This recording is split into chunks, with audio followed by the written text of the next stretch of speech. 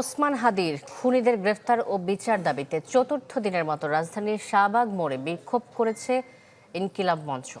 মূল আসামিরা এখনো ধরাছোঁয়ার বাইরে থাকায় অন্তর্বর্তী সরকারের সমালোচনা করেন আন্দোলনকারীরা। হত্যাকারীরা দ্রুত গ্রেফতার না হলে দেশব্যাপী আন্দোলনের হুঁশিয়ারি দেন তারা।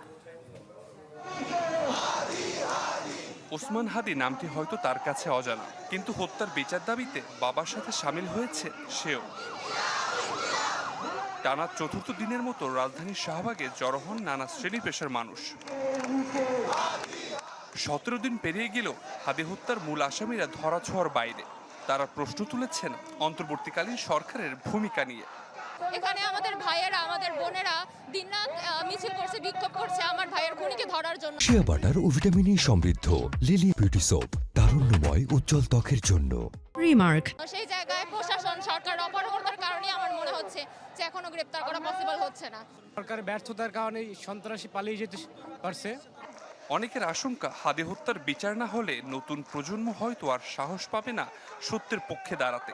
যদি ওনার বিচারটা আজকে যদি না করে তাহলে দিয়ে গেছে পরবর্তীতে ওনার মতো নেতা আমাদের এই বাংলাদেশে আর জন্ম হবে না।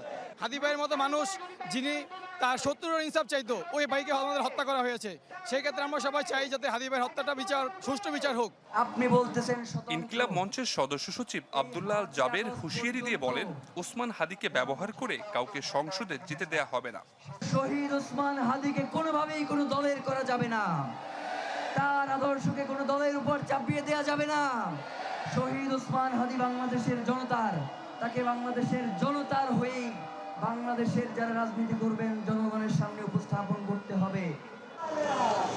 গেল শুক্রবার দুপুর থেকে শাহবাগে অবস্থান নিয়েছেন ইনকিলাব মঞ্চ। খুনিদের গ্রেপ্তার করে বিচারে মুখোমুখি না করলে আন্দোলন আরও ছড়িয়ে পড়বে বলে হুঁশিয়ারি দেন সংগঠনটির নেতারা। আবির হোসেন, চ্যানেল 24, ঢাকা।